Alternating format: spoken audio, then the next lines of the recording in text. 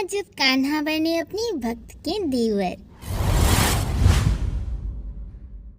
तो यह कहानी है वृंदावन की, जहाँ एक लड़की थी जो श्री कृष्ण जी की अनन्य भक्त थी। बचपन से ही श्री कृष्ण भगवान का भजन किया करती थी, भक्ति किया करती थी। भक्ति करते करते बड़ी हो गई।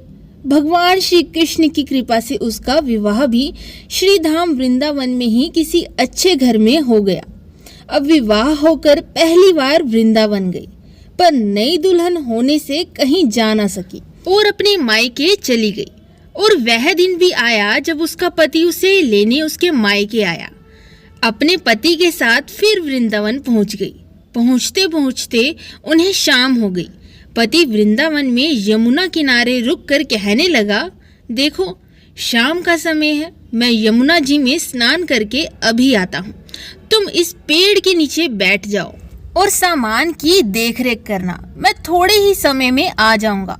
यही सामने ही हूँ, कुछ लगे तो मुझे आवाज दे देना। इतना कहकर पति चला गया और वह लड़की पेड़ के नीचे बैठ गई।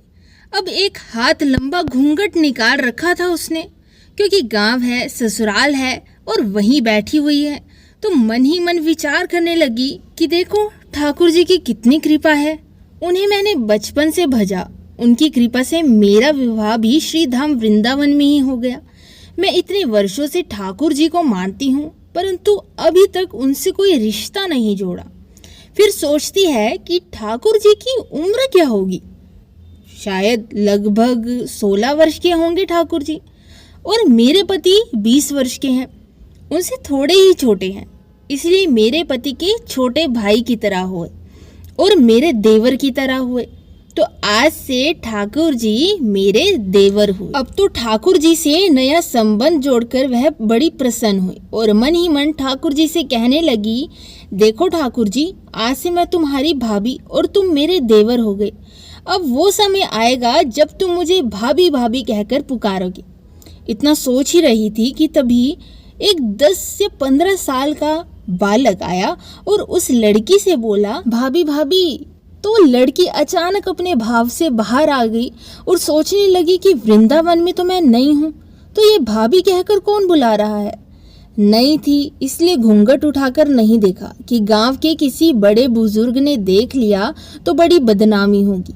अब वह बालक बार बार कहता, पर वह उत्तर न देती। बालक पास आया और बोला, भाभी तनिक अपना चेहरा तो दिखा दो। अब वह सोचने लगी, अरे ये बालक तो बड़ा जिद कर रहा है, इसलिए कस के घूंघट उस लड़की ने पकड़ लिया कि कहीं घूंघट उठाकर ये बच्चा देख न ले। लेकिन उस बालक ने जबरदस्ती घूंघट उठाकर उसका चेहरा देख लिया और वहां से भाग गया। थोड़ी देर में उसका पति आ गया। उसने सारी बात अपने पति से कही। उसके पति ने इस पर कहा, तुमने मुझे आवाज क्यों नहीं दी? तो लड़की बोली, वह तो इतने में भाग ही गया था। पति बोला, चिंता मत करो, वृंदावन बहुत बड़ा थोड़े है, कभी किसी गली में खेलता मिल गया तो हड्डी पसली एक कर दूंगा, फिर कभी ऐसा करेगा ही नहीं। तुम्हें जहां भी दिखे मुझे जरूर बताना। फिर दोनों घर गए। कुछ दिन बाद उसकी सास ने अपने बेटे से कहा, बेटा देख तेरा विवाह हो गया, बहू मायके से भी आ गई, पर तुम दोनों अभी तक बांके बिहारी जी के दर्शन के लिए नहीं गए। कल जाकर बहू को दर्शन करवा लाना। अब अगले दिन दोनों पति पत्नी ठाकुर जी के दर्शन के लिए मंदिर चल दिए। मंदिर में बहुत भीड़ थी। लड़का कहने लगा, देखो तुम स्त्रियों के साथ आगे जाकर दर्शन करो और मैं अभी आता हूँ। अब वह आगे गई पर घूंघट नहीं उठाती। उसे डर लगता है कोई बड़ा बुजुर्ग उसे देख ना ले, क्योंकि यदि किसी ने देख लिया तो कहेगा नई बहू घूंघट के बिना ही घूम रही है। अब बहुत देर हो गई। पीछे से पति ने आकर कहा, अरे बावली, बिहारी जी के सामने है, घूंघट काहे ना खोले, घूंघट ना खोलेगी तो दर्शन कैसे करेगी। अब उसने अपना घूंघट उठाया और जो बांके बिहारी जी की ओर देखा तो बांके बिहारी जी की जगह वही बालक मुस्कुराता हुआ दिखा। तो एकदम से वो चिल्लाने लगी और अपने पति से कहने लगी, सुनिए सुनिए, जल्दी आओ जल्दी आओ। पति पीछे से भागा भागा आया और बोला, क्या हुआ?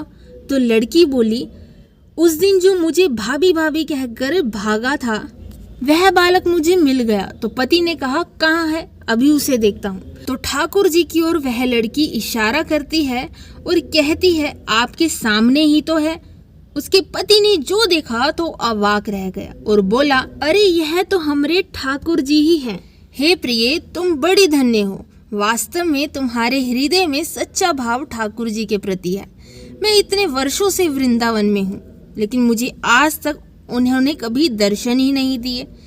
लेकिन तेरा भाव तो इतना सच्चा है कि बिहारी जी के तुझे दर्शन हुए। ऐसे ही बिहारी जी के साथ जब भी हम कोई रिश्ता जोड़ते हैं तो बिहारी जी अपनी ओर से उस रिश्ते को 100% निभाते हैं।